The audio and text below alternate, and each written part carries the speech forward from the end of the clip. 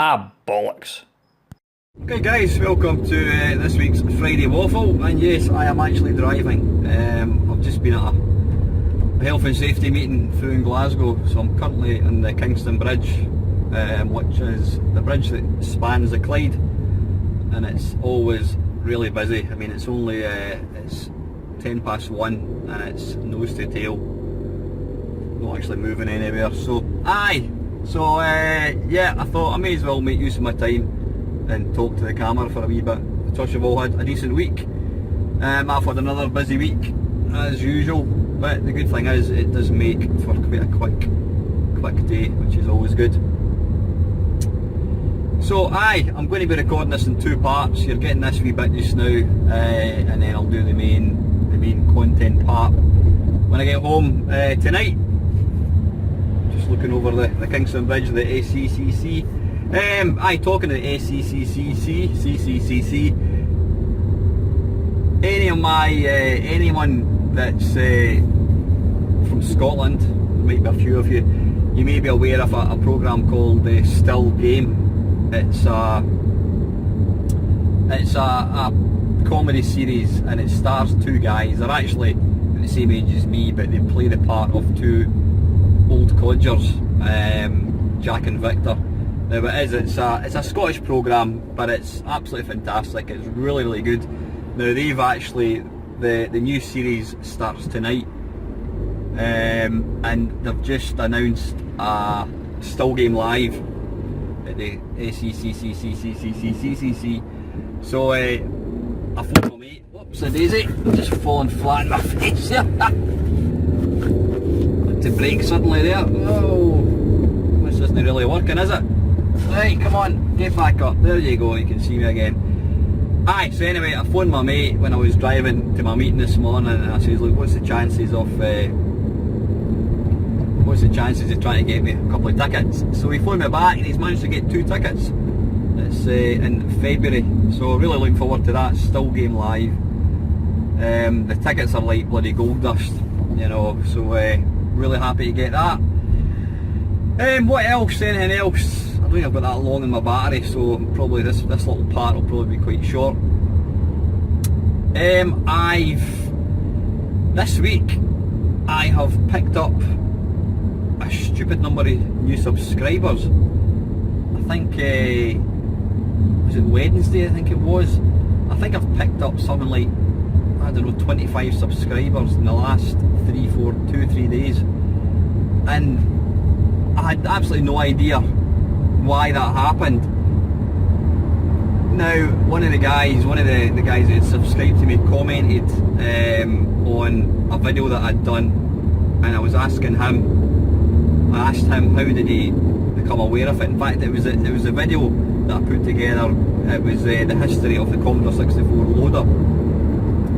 He was talking about that, and I noticed quite a few people were commenting on it. And what he told me was he'd seen it on Facebook. A chap that goes by the name of Chris Abbott. Now Chris is a musician. He's done a lot of stuff. He does a lot of music on the C64. He also takes C64 music, chip music, and modernises it. He uses current technology to do a kind of remake of it.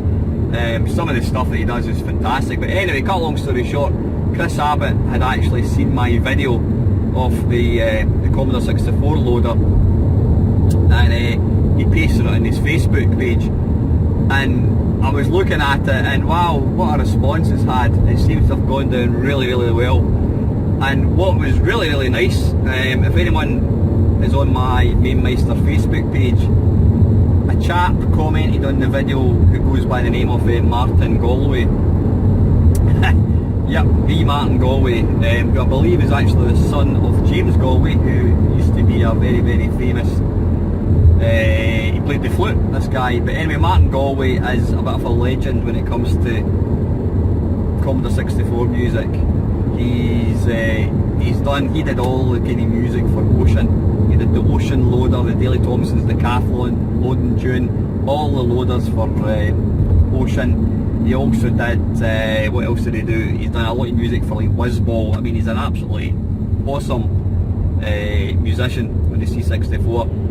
And Martin actually commented on my, I made a comment in the video about how the tune that they used for Daley Thompson's Decathlon had only ever been used once, and Martin actually commented and saying, yeah, that's the case, and he didn't actually write the tune, he copied a game, I can't remember what it's called, Loco or something I think it's called, something like that.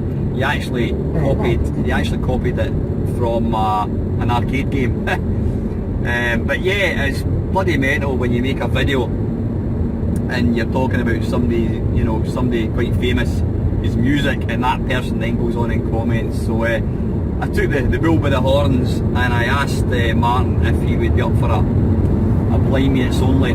He's not responded, but you know, I'm a great believer, and if you don't ask, shut up, you can probably hear my sat nav talking. I'm a great believer, and if you don't ask, you don't get, so you never know. Now, before the battery thing runs out, it's this weekend is Play Expo Manchester. Now I'm not going down, I've been at the one in Blackpool, it's just too much money, can't really afford it. I know quite a few of the guys, Lactobacillus Prime, Curstardo, quite a few of my friends are going. I'd love to have gone, and I'd love to have gone even more when I found out who's actually going to be doing the talks. Tony Crowther of, you know, very, very famous C64 coder, he's doing a talk. And also I believe Kevin Toms, who is the chap who programmed, he owned Addictive Games, he programmed Football Manager. I don't know if he's going to be there in person, but he's apparently going to be doing a live link up. I think he lives in New Zealand or something. So he's going to be there, and also Ben Dalglish, who's another awesome C64 musician, and John Hare, he of Sensible Software fame, they are meant to be doing some kind of music set as well. Shut up! She keeps saying there's a bear right, and anytime I look, there's no sign of any bear. I don't know, it must be, don't know what's going on there. So anyway, yeah, if I'd known that these guys were going to be doing the talks, I might have went down, but I've got plans. I said I can't afford it anyway. I've got plans for Sunday anyway, sort of thing, so I'll not be going down, but I trust everybody will have a good time. So anyway, listen, before this cuts out, I'm going to do a jump cut, and I will see you tonight when I finish my work. So catch you in a bit. Right, okay, that was a jump cut and a half. That was about 5.5, 6 hours of a jump cut. I just thought I would brighten the waffle up slightly with something to look at rather than the sort of boring wall. So anyway, yep, am I glad it's the weekend? You bet I am. It's been a bit of a soda weekend. As I was talking about, Play Manchester. I'm not going this weekend. I've got too many other things going on at the moment, money wise as well. But like I was saying, there's some cracking guests. Tony Crowther, one of my favourite kind of C64 programmers. I've been trying to get him on the sort of Blind Mates only for quite a while, but he seems to be very, very hard to pin down. And Ben Dalglish, yep, John Hare's going to be there as well. And I say, as I mentioned, Kevin Toms, he of Football Manager fame, they're all going to be there. Although I think Kevin Toms is going to be doing it via link up. But yeah, anyone that's going, some of my mates are going, fellow YouTubers, I hope you have an absolute blast. I'm sure you have a great time. So anyway, the weekend, what have I got planned this weekend? Not a great deal. I've got my park run tomorrow, which is usual, my 3 mile round the park, 9:30. I'm going out for a big run on Sunday. My running's kind of I'm starting to get a bit of a sort of a routine going with running again. I'm enjoying it again, and fingers crossed I'm going to go into the West Highland Way race next year. But anyway, enough of that. What have I got here? Right, there's only one, the big topic for anyone that watches this channel, any sort of retro bass fan. The big topic for me is the Friday Talkie returns. Mr. Steve Benway. What can I say about Steve? Well, Steve was the guy that got me into making, doing YouTube videos. This very thing that I'm doing here, the Friday Waffle, it is 100% based on Steve's Friday Talkie. I mean, I used to, like everybody else that watches Steve, it was always the highlight for me. Apart from the weekend being just round the corner, it was great finishing work and then relaxing and watching the Friday Talkie. But Steve, he's got a lot of other things going on just now. He decided to knock the Friday Talkie on the head after I don't know how many years he was doing it. And I've touched on it as well. It's one of these things. It can be difficult trying to come up with new and fresh ideas to talk about. I've seen me sometimes making a Friday waffle and I talk for 20 minutes and I end up just deleting it because I think I'm not happy with that. But Steve kind of got in the same position. He just found that he'd said everything that he wanted to say. Now, before you get too excited, I've not watched the Friday Talkie yet. I'm going to be watching that later on tonight. I do believe it's not going to be making a permanent return. Like I said, I've not seen it. I've been looking at some of the comments. So don't get your hopes built up too much. But I'm really looking forward to it. Some people get excited about seeing the, Red Dwarf returning. I get excited when I see the Friday Talkie returning. So anyway, yeah, looking forward to that. So that's the big news on YouTube. There's been a lot of Lon Boys post 1975. Dave made a video a couple of days ago asking what are your opinions on I can see the reflection of Salamander. That is, sorry, I should introduce it. That is Salamander. That's on my PC Engine, which is sitting there. That's, what's it called again? Mindstorm for the Neo Geo, and that's obviously PowerSoft. Dave was talking about, he was asking the question, do you think that YouTubers or YouTube in a general, sort of the retro side of things, are people taking it too seriously? I don't know. I mean, I definitely do detect, and I'm not going to go naming any names because not really people I watch as such, but I do think I can imagine certain people probably, and when I say certain people, I'm not talking about anyone in particular, but I do think people place far too much emphasis on subscriber numbers, views, etc, etc. And what Dave was saying is, there are people who will maybe make a video about something and they'll maybe get 20 views, and then somebody else will do the same video and get 200. But you know what, it is what it is. This to me is never going to be any more than just a hobby. It's something that I enjoy doing. The minute you start taking it too seriously, then it's probably time to think of some other hobby to do. We should never take it too seriously. It's just a bit of fun. And don't get me wrong, I mean, I've been doing this now for, what was it? Must be coming up for 3 years now. And I've gotten back so much more than I've given. There's a few of you like to watch my videos, but it's given me, just doing this, having the community aspect of it, the feedback and that has been phenomenal. But the minute it starts getting serious, the minute you start, I don't know, gunning for other channels, whatever, I don't know if that happens as such, but that's when it's time to kind of knock on the head. So, right, anyway, so that is it. It is going to be a very, very short Friday Waffle. I've already touched on a couple of things earlier on, which I can't remember because my memory seems to be getting worse, but, right, I've got a few questions here, down the rabbit hole. Kev, since you're cancelling your PlayStation VR pre-order, how shaky is your confidence? Shaky is your confidence. How shaky is your confidence that VR will be the next big thing? I know that you talked about this already, but I'm curious about your feelings of whether VR in any form will replace gaming as we know it. Now, I'm maybe better placed to comment on this than some people. Anyone that follows the channel will know that I bought myself the Gear VR, which is sitting up there, and I went on and on and on about it. I mean, I was just like exploded with enthusiasm when I first got it. Anybody that was willing to listen to me, I was telling them about how fantastic it is. And yeah, the actual experience is amazing. It's unlike anything that you've really seen before. will it ever become mainstream? I don't think it will be. For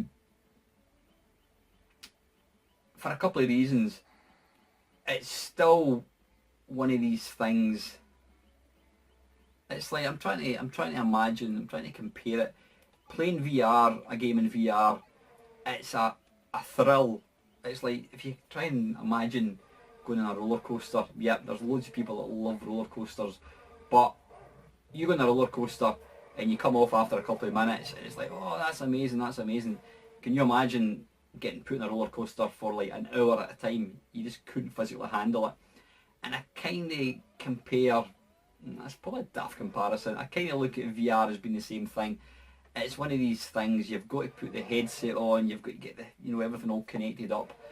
They've still not, in my opinion, I don't think you could play any VR game for any real great length of time. I just think that, I don't know, your eyes.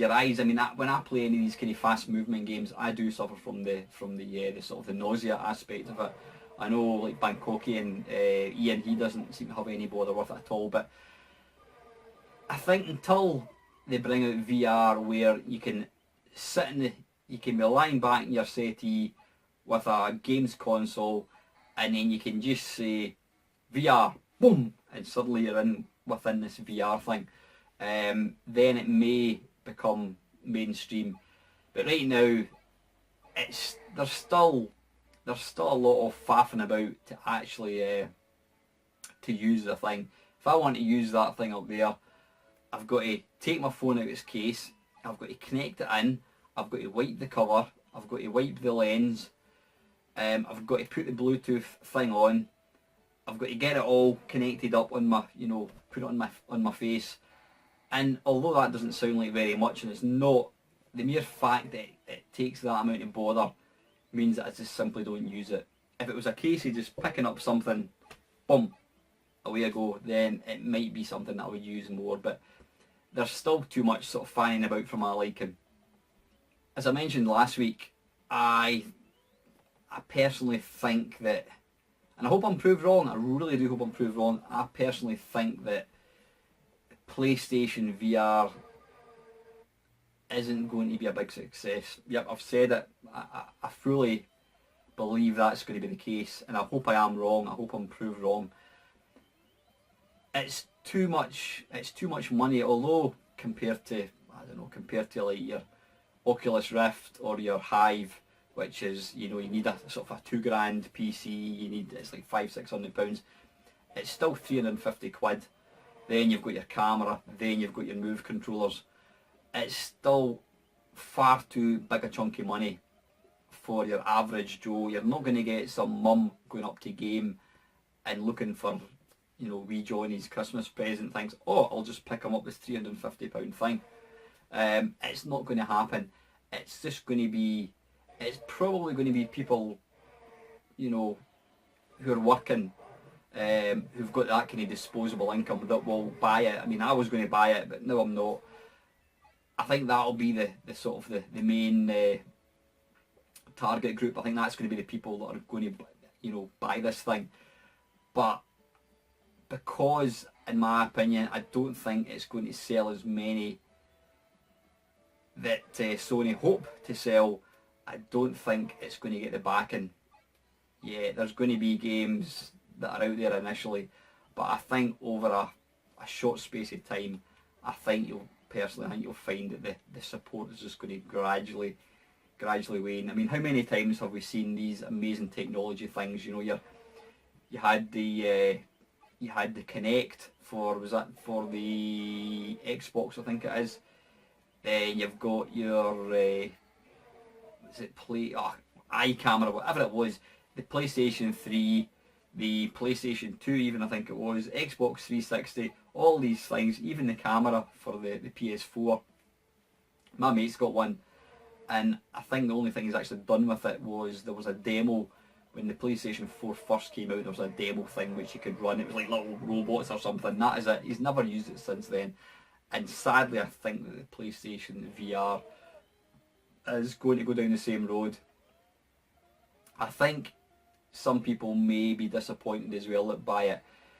I absolutely think that the initial thrill factor is going to be massive. It's going to be wow, but I don't think it's ever going to become any more than a sort of a novelty thing. It's the kind of thing I reckon a lot of people will, you know, the people that do invest in it, they'll probably use it non-stop for a couple of weeks. Then I think over a period of time, it'll just become something that doesn't get used. But I sincerely hope that I am wrong. And as I've mentioned before, the fact that, although they haven't really said it as such, the fact that the PlayStation Pro is kind of what they feel is really needed to run the PlayStation VR properly, then I think that's kind of closed the market even more so. So yeah, like I said, I hope I'm proved wrong, guys. I really do. But I'm cancelling. I've told you I'm going to cancel my. In fact, I've already cancelled my PlayStation VR thing. But to answer your question, Kev, will VR ever become mainstream? I don't think it will until the technology is there to make it easier to use. If it's a question of pressing a button in your joypad, on for VR, off, you know, on off type thing, then it may become. But until they improve how it works, until they solve the problem of people getting motion sickness, I don't think it's ever going to be any more than just a novelty thing. So, right, other part of your question. Yep, I think, yeah, no, you're going on to mention here about 3D TVs, how they were all the rage just a few years ago and nobody talks about them anymore. Were you ever interested in one of these? You know, it's funny that, Kev, I have a mate who, he bought himself a 3D TV, I don't know, 2 years ago. And I'm always asking him, you know, how often do you use it? And he doesn't use it as a 3D TV at all. The funny thing is, I would say probably 90% of my TV watching is standard definition. You know, I've got Sky TV, it's standard definition I watch. There's a few channels, is it BBC, BBC One I think it is. There's a few channels that do HD, you know, ones that I don't pay for. A couple of channels I watch in HD, 4K TV, whenever lately. The fact that HD still isn't the norm. I mean, I was in America a couple of years ago, and every single channel is HD. In the UK, it's just a handful of channels, unless you want to give Sky TV, you know, 30-40 quid a month to get other HD channels. The majority of them are just standard definition. So HD, to my mind, isn't the norm. 3D TV is absolutely not the norm. Again, it's similar to talking about the VR. I think until they come up with a system that's affordable, where you don't need glasses. Again, if you're sitting watching the TV and you think, fuck it, I think I'll just watch that in 3D, bang, there we go, then it may take off. But it's still too much a faff. You've still got to put glasses on, you've still got to buy, you know, your film on 3D, you know, until they bring out a DVD or whatever it is they call it, that's in, you know, that it's in standard definition, HD and 3D. You know, I don't think 3D is, I think it's one of these things that it's nice, but I don't know, again, compare it with the roller coaster thing. It's a thrill for a short space of time. Would you want to watch everything in 3D? I don't think so. I mean, here's the thing that I always say to my mates. I do go to the pictures now and again to watch big blockbusters. Now, I tend to find that when I'm watching a 3D film in the cinema, the most impressive part of the film is usually the opening credits, the very, very start. You're like, wow, that's amazing. And then I tend to find that after 10-15 minutes, my brain forgets it's in 3D. In fact, you know, if I was to name 10 films that I've seen in the pictures, if you were to ask me, did you see it in 3D or was it in just normal, I would actually struggle. I wouldn't know, because I personally find that after a while, my brain switches off to 3D. It's like they say with smell. You can only smell a smell for a very short space of time. Then I don't know why that is, but the brain just kind of doesn't recognise the smell anymore. You know, you kind of get used to it. It's the same with taste. How many times do you get an ice cream and you lick the ice cream and it's really, really nice, after 3 or 4 licks, you don't really taste it. It's certainly not the same as you did when you first kind of bought it, you know. But I think 3D, again, it's not something I've ever really been into until it gets to a situation where everything's in 3D and you can easily flick between them. I don't think it's going to take off for a while. I don't think the technology is available yet to really sell it. So yeah. Anyway,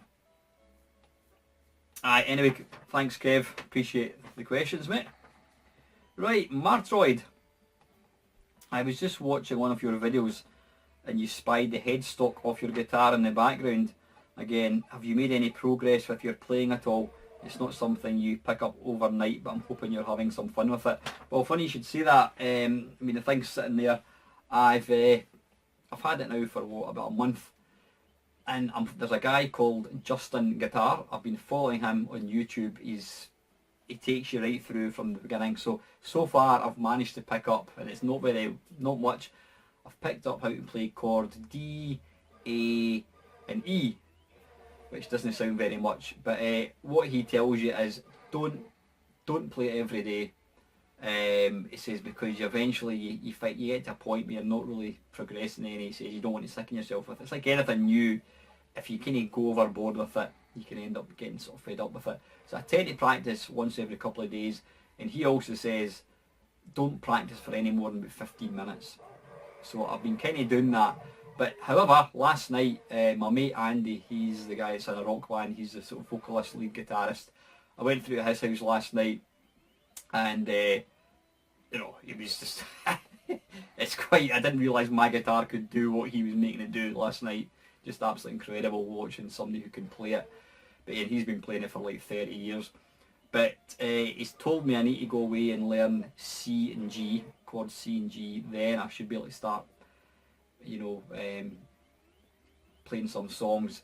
He's given me some some techniques I need to learn, practice things. But one thing I said to him, look, before I go, Andy, I says I need to be able to play a tune of some sort. So he showed me how to play the start of Whole Lot of Rosie. I guess. So I know how to play it. I just need to learn how to do it. I mean, I know what notes to do. The hardest part is you've got your finger on is the A string, and then my little pinky's got to come right across about 3 frets. So that's quite tough. But yeah, I'm going to be practicing that. In fact, I'll probably have a wee shot later on. So yeah, I'm just taking my time. I'm not kind of going overboard with it because I think you can end up sickening yourself with it. But I fully intend to keep playing and hopefully get to a stage where I can actually start playing some tunes. Once I'm able to play a tune without, you know, too many mistakes, then I may put a short video up. But it probably will be a very short video. But aye, thanks for asking. I am enjoying it. But you know, when you see somebody who can actually play a guitar, it's just incredible. Blows my mind. So anyway, thank you very much for the questions, mate. I appreciate that. And the last batch today is the ever reliable Mr. Retrohawk. Do you think updates on current consoles is far too much in both console updates and games? Seems every time I turn it on, that's the case. It kind of ruins the experience for me, as the PS3 360 was nowhere near as bad. You know what, you're absolutely right. What was I playing? I went to put my Xbox One on a couple of nights ago. I was going to have a game of, I can't remember the name of it. What's it called again? Doesn't matter. I was going to play this indie game that I've been kind of playing, and switched it on, and there was something like a 2 gig system update, and it took, I don't know, maybe 10-15 minutes to download, and then another 5 minutes to install, and by the time it had finished installing, the moment had been lost. I was like, I can't be arsed with this anymore, and I think I ended up watching something else on, you know, Plex, watching a movie or something. But aye, it is quite annoying. Although I have actually been told the best thing to do is to avoid that if you actually keep your console on standby. So don't actually switch it right off. If you turn it right off, then obviously it can't update. If you keep it on standby, apparently it draws very, very little current, and what it'll do is it'll actually download all these updates. So when you go to switch on, it's just there. So that's probably, if you're using your PS4 or your Xbox One quite a lot, that's probably the thing to do. Leave it on standby, and that way you're going to avoid that. But yeah, that's the big updates. I mean, the worst one for me, I think, was the PlayStation 3. It was very, very slow to actually download any update. But the thing for the PS3 was any system updated, or any update, it used to download the whole bloody system. Whereas the Xbox 360, I always felt Xbox 360 was absolutely fine. Any update to like the sort of front end or any games, it usually took no more than a couple of seconds to do. But the PS3 was absolutely the worst. But I think the PS4 and Xbox are probably up there. That's probably why I still, if I'm going to play a game for 10 minutes, it'll be Donkey Kong, it'll be 1942, something like that, rather than putting a big game on, because you put it on, excuse me, and it's just, the moment's lost. Yeah. As you say there, it's much quicker just to load up and play a C64 game. Also, if companies choose to release older hardware in the original form, not emulation based like the Vega, blah blah blah, and new games were developed regularly, do you think there would be a market for them? Right, so let me just read that again. Also, if companies chose to... Right, so what you're saying is, obviously the Spectrum, rather than release a rubber keyed Spectrum, they've released the Vega. Would there be a market for them? There would be a market for them, but that market would be very small. I mean, out with people that I know that are on YouTube and my mates that are at the computer club, people aren't interested. Guys my age or even younger, whatever, they're not interested in playing the Spectrum. The Spectrum was a computer that their dad had or they had as a kid. They're not interested in playing stuff like that. And I think people like myself, rather than buying a brand new released C64, I would rather have the original one, just because it's the original one. So as much as I think there would be a market, I think that market would be very, very, very small. So I think what they've done is, quite cleverly, they're taking the essence of the machine, i.e. the Spectrum, it can play all these games, but they're sort of revamping it for a modern generation, allowing you to plug it into, HDMI and, whatever, using a wireless controller type thing. So they're trying to kind of appeal to the sort of the more modern market, the people who are younger. But I mean, there's obviously the new Spectrum as well. I can't remember what it's called. It's apparently super compatible with all different versions of Spectrum, but it's got a built-in HDMI, it's got the SD card and that kind of thing. I mean, these things are wonderful. But as far as if they released an